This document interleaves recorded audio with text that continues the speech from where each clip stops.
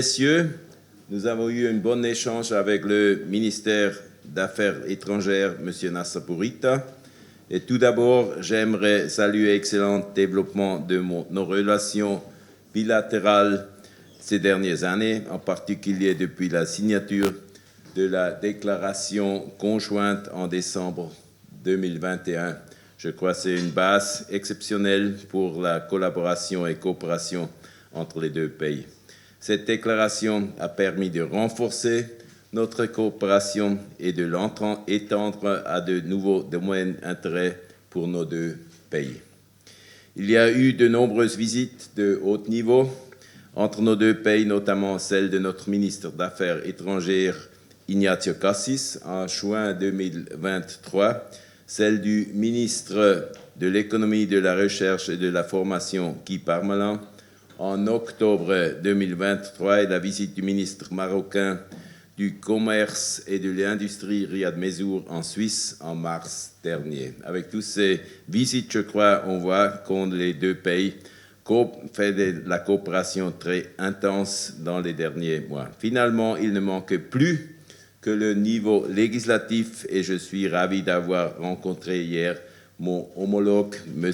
Talib Al-Ami, et je l'ai d'ailleurs invité à se rendre en Suisse.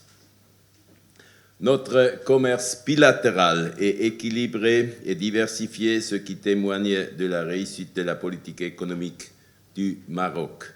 La tendance est la hausse avec un volume d'échange en 2023 de l'ordre de 800 millions de francs suisses, ça veut dire 8 milliards de dirhams. La migration est un autre sujet où nous avons beaucoup progressé dans les dernières années. Je salue le dialogue très positif et concret entre notre secrétariat d'État aux migrations et le ministère de l'Intérieur marocain. C'est un domaine où nos deux pays ont des intérêts à se rapprocher.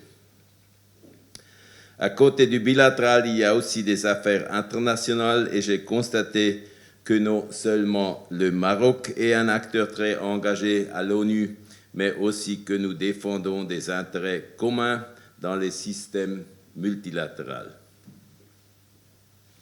On a aussi discuté sur des questions nationales et je souhaite retirer la position suisse.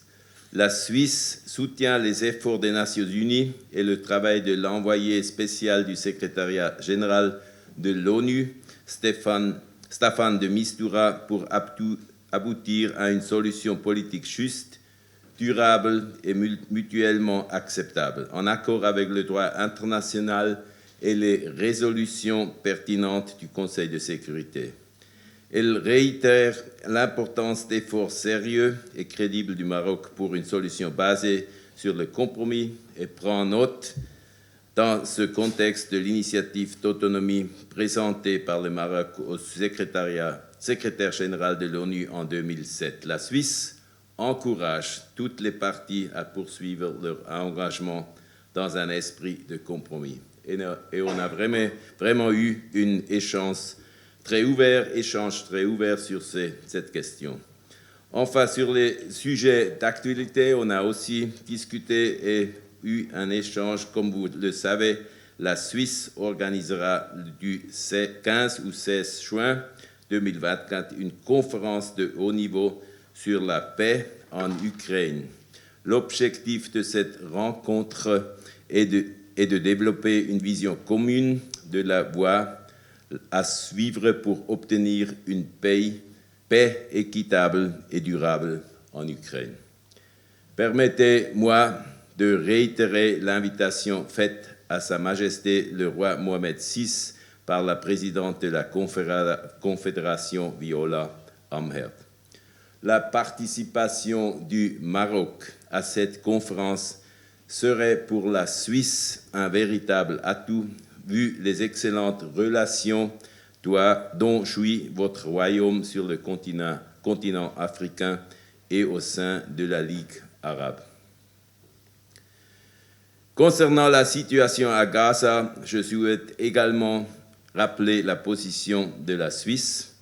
Depuis le début du conflit, la Suisse appelle au respect du droit international humanitaire par toutes les parties et appelle aujourd'hui à un cessez-le-feu immédiat et la libération des otages.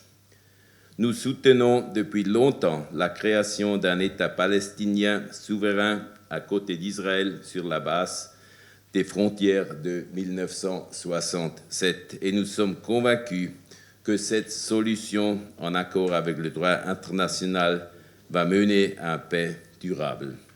Merci beaucoup pour votre attention. قبل ما تخرجوا ما تنسوش تابوناو في العشان يوتيوب وبارطاجيو الفيديو وديروا جيم وتابعوا الدار على مواقع التواصل الاجتماعي.